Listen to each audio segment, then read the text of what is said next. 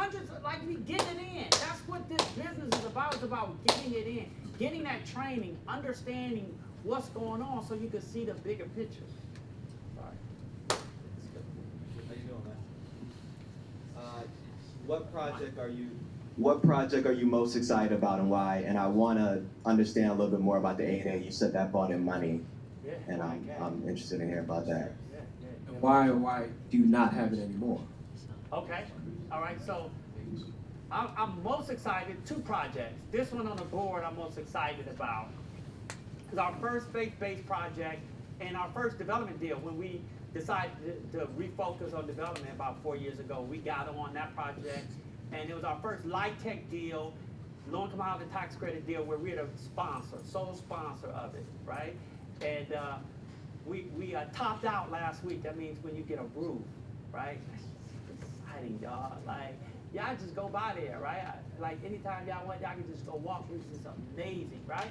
That a black man owns that, right? Your boy, right? Along with our faith-based partner, we got a master, the oldest master in Washington, D.C.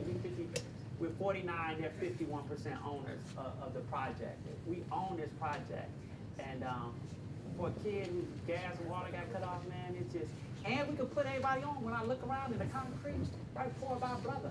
The HVAC that's getting installed, that's a brother, right? The painting, right, that's a brother, right? It insured by a black insurance company, right? But a black insurance company, right? Designed by, right, insurance. A black firm, right? Financed by two black women, right? One at Wells Fargo and one at City First. One at Wells is now at City First, so two black women, as well as a black CEO from DC Housing Finance Agency, right?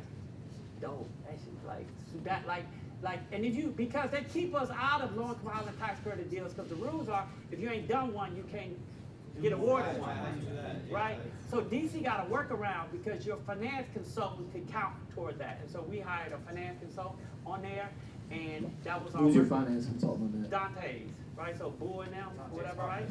And that was dope. That gave us our thing. So now we can go do 2 times that, 3 times that, 4 times that. That gave us our thing. And I got a sit-down restaurant that's going in there, right? One of the first sit-down restaurants, right? It used to be a Shabazz bakery in there, and now we got a halal restaurant going in there. Man, it's like, I'm just gonna be so excited. I named it the Clara on Martin Luther King after the Honorable Elijah Muhammad's wife, Clara Muhammad, who started homeschooling in the country. There used to be a Clara Muhammad school at this property or whatever. I went to Clara Muhammad School in Detroit, Michigan, right? There were Clara Muhammad schools around the country. And to name it after this beautiful, brilliant black woman is like dope. So that's like my thing right now. You know, maybe once I get the rest of my development fee or whatever, right? You know what I'm saying? The other deal that I'm so excited about is our $230 million Largo project. Like, just to say that, it's like boss, right? Like, we bought the land for $8.6. It's worth like 30. Right, like we're doing 1.2 million square feet, 800 apartments, 6,000 square feet of retail. It's a lot. I got $4 million in the deal right now, though. Like, that's a little scary. That keep me up. You know what I'm saying? Like, I be thinking about selling a piece or whatever, right?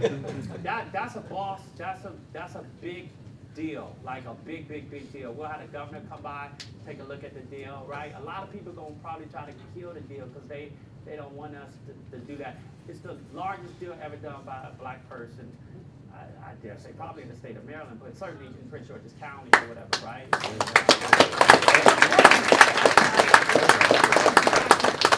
23. It's going to take us 10 years to do the deal, right? But Monty Hoffman, they gave him 15, and he had the water.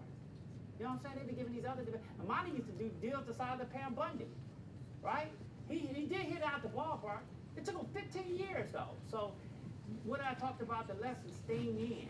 You can stay in the game and not have to sell the property, and you got some good financing, and you got some people praying for you and caring for you, you know what I'm saying, and some friends or whatever, community. Right? The county executive is amazing. She's a big supporter or whatever, right? The governor, I hit him yesterday. I sent him a photo of my family and I at the inauguration, and the boy hit me back. I was like, oh, shit. Like, I said, okay, this is about to be fun, right? This is, I'm sorry. Happy to have someone else ask a question, but I want to talk about the importance of working with local, state, county, political figures and how that figures into the grander scheme of what you're trying to pull off, because anyone in the business understands that entitlements or being awarded an RFP is a big part of, your deal pipeline that you eventually will take on and build a business. That's a great question, and I thought about that answer or that question last night, and I was not sure how to answer it for real, because in politics, or at least, like, I'm courageous, okay? I just am, right? And you gotta have courage, in my opinion. But most people who I see on a day-to-day basis in our industry, they don't have courage, right? They go where the wind blows, right? Whoever's there, they go with, right? But I'm just not built like that. The people that built me, right, either when I was on the wall pledging, right, or, elsewhere on the yard or whatever, right? They taught me how to be courageous. My parents taught me how to be courageous. So you need community support, and you need the support of people who are in elected office to pull off most development projects, most real estate projects, right? But what that means a lot of times is that you gotta take a side, okay? You gotta take a side, right? Or at least, in my opinion, courageous people take sides. Some people don't take sides. You just be like, whatever, or whatever, right? At Banneker, we're not like that. We're gonna take a side. We're gonna ride or die, right? We're gonna win or lose. It's all right. It's cool. And that's what I would encourage y'all to do. And we took a side, right? And we lost one time, right? People was like, yeah, I remember this lady came up to me, this councilwoman. Oh yeah, you lost, right? Because you ain't give us whatever, right? I'm like, okay. And some years later, she lost, and she came up to me at an event and apologized to me. I'm sorry, I said that. That was really mature of her to say that. I'm a little kid, golly, man. Your mom and daddy send you to school to have some courage or whatever, right? And little brother trying to have some courage or whatever, but you got it. You have to. You got to do right by the people. You're doing right by the people. So the Clara, right? Some people tried to. They didn't want that project on Martin Luther King. Some stupid folks or whatever. They were like, we got too much affordable housing. I'm like, I don't know what's about to happen. The whole world ain't about to get gentrified. You about to have some affordable housing, but some people didn't want that. So we went door knocking. We went all around the neighborhood. We put yard signs. They thought we were running for office. We had T-shirts that I support the Clara. We had petitions and yard signs. And we packed the zoning commission hearings out, the ANC meetings or whatever, right? So then it didn't matter what the elected people wanted, the ANC members, like, because we like, look, you'll be out of office tomorrow, we'll recall you. And they were scared. And we got unanimous support for what we wanted or whatever, right? But, we do a lot of fundraising, right? Like the governor was at the crib or whatever, right? A lot of people be at the crib, right? And, you support people who share your vision and what you want to do. And I think that's an important thing to do. But with that, though, it's not just about writing checks and raising money. It's having courage to do what's right, y'all. Like, have some big courage, you know, right? Don't go with the wind blows or whatever, oh, this and that or whatever, right? If somebody sees something wrong, then you change it, right? Like these council members and these other people, sometimes they don't know what to do. I had a council member walk up to me the other day. She wanted to put a PLA. She's trying to get these unions in this stuff. And that's an antithesis to our community and what we got going on. I said, you wrong. You're absolutely wrong. And in my mind, I be thinking, y'all know what I be thinking? Like, I'm richer than you. I could just recall you. Right? But this is power, and this is what you all should be thinking about doing. And if you don't have money, you still could do something or whatever, right? Like, these people, they don't know. We the clean glass of water. You know what I'm saying? Be the clean glass of water every single day, right? Be honest, be ethical in what you're doing or whatever, right? Like, live that life, and that's how you can be successful. And they'll call you. They'll lean on you. You have presidents calling you, right? the amount of people that call me, I be like, dang, really, right? Cause they not getting good counsel and advice or whatever, right? And so you all need to be that or whatever, right? And when you live a certain way, and when you're doing right by people or whatever, right? You'll be good. I remember I went to groundbreaking for a brother named Scotty Irvin for Rosedale Rec Center some years ago, and I go there and I look at the people who's there. I'm like, who are these people? I start talking to them. Average guy did 20 inside, and they working on a job site. I said, I want to be like that one day, right? So now I got guys that's running jobs, they tatted up all over. I don't let them wear short sleeve shirts or whatever, right? They've been inside or whatever, right? They did some stuff or whatever, and we brought them, now they're making 6 figures at our organization, doing very well for themselves. I gave them equity in the deal, right? In Congress Heights, right? Congress Heights has the metro station got the #1 robberies in the WMATA system. Right now, right? You get robbed as you go to Congress Heights or whatever, right? Them 4 brothers got equity in the deal. What do you think the robbery rate gonna be around there? Way down. Way down, right? Way down. Nobody, right? But nobody gave them a shot. You know what I'm saying? And it don't take nothing or whatever, right? So people just greedy. Man, they went in awe. What did Dad prayer say? Don't let me go there. I had him at one of my birthday parties one year, right? It's another story, right? I won't share that because we're at Kyle's house or whatever, right? But what I will say is that there's a life of abundance. It's abundant. It ain't. I can never, like, we walk away from deals all the time. We ain't, like, people call us from all over the country. They gonna call you all from all over the world and ask you to do stuff or whatever, right? Live a life of abundance. There's always more. You know what I'm saying? Don't, like, if somebody needs some help, get them some help, right? Send a kid to college, right? Pay for this or whatever.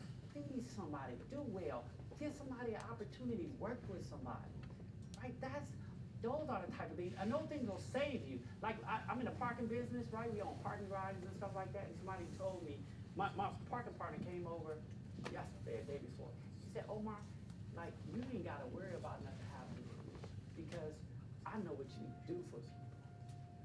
You know what I'm saying? We compete for doing good and giving money to folks and helping folks out or whatever, right? And that's what I want you all to think about. You have an abundance mentality. Whatever your life's dreams are or whatever, right?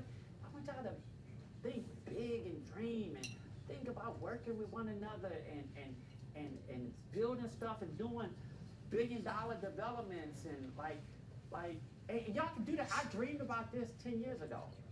And now DC, not because of me, like partially because of me, DC got more black developers than anywhere in the country.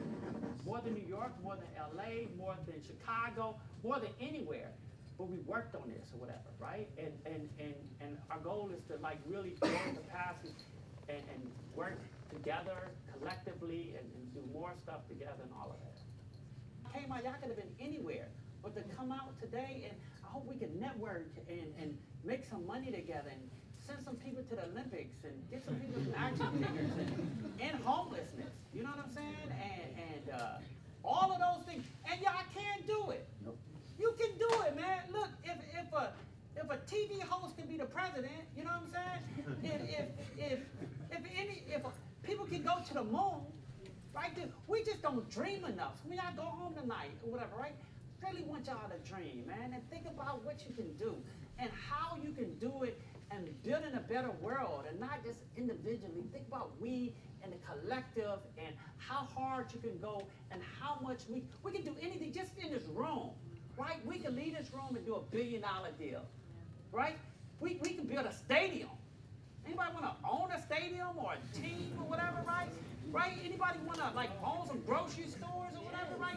We can do this in this room. We can own a bank. No, serious. Like we just got a no money down deal. I bought a 72 unit on 16th Street Northwest last September. Woo! No money down. Wow. Right? What they say, hand to God. Is that what they say? I think I probably put a few like 10,000. Like it was nothing. It was like no money down, right? You can't buy a row house here or whatever, right? Got a $19.5 million loan or whatever, right? On a $20 million, and then the other money we got from a foundation. So it was like no money down for real, right? Like y'all, we could do that, but we work working with the largest black bank in DC, Holla, City First Bank, right? For shout out to the bank or whatever, right? Like we could work together though. All of us in this room, we ain't gotta work for any one of the firms that y'all working with right now. Right? We can work together. Like shout out to the firms or whatever. Anybody watch Market Mondays? That's what they always be like. Earn your leisure. I was listening to them last night. I said, now I should go on there and like talk to the folks. Right? Shout out to Earn Your Leisure and Market Monday. I echo the sentiment. I think we have an incredible brain trust just in this room and amongst our own networks.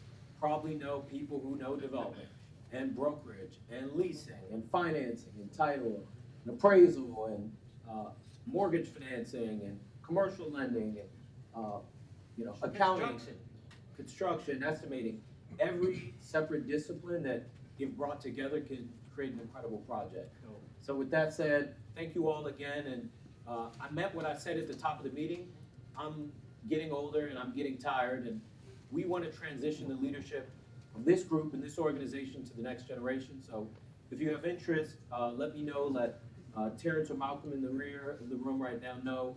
But please take food, take drinks, and be smart about how you navigate your career. Dream big and stay in touch with everybody. Two final things. If anybody wants to be on a board or commission, DC or whatever, right? Like, holla at your boy or whatever, right? Or if you want to be on a board or commission in Maryland, like a governor appointee or a county appointee in Prince George's County. Like, you could be on like anything. I wish somebody would have put me on like WSSC or DC Water or the DC Library Board or the Zoning Commission or the BZA. Or all of these things. Y'all could be some 20-something-year-old, like the young lady who runs Amazon $2 billion housing fund, right? My man put her on. She tells the story. She said, I was a little black girl in Southeast DC, right? Next thing you know, she's on the Historic Preservation Review Board. Now she runs Amazon $2 billion. She's a giant, and she's such a courageous woman, courageous human being or whatever, right? But she got put on early, and that's what all of you are. I want you all to think about those things. Then you could get on a corporate board, right? You could be getting some money, right? Some fees. And that's a real offer because Omar, as he said, has done incredible things, is well respected in the business world, but also in the political world, especially in this region. So with that, thank you, have a good night, and I hope you'll stay in touch going forward.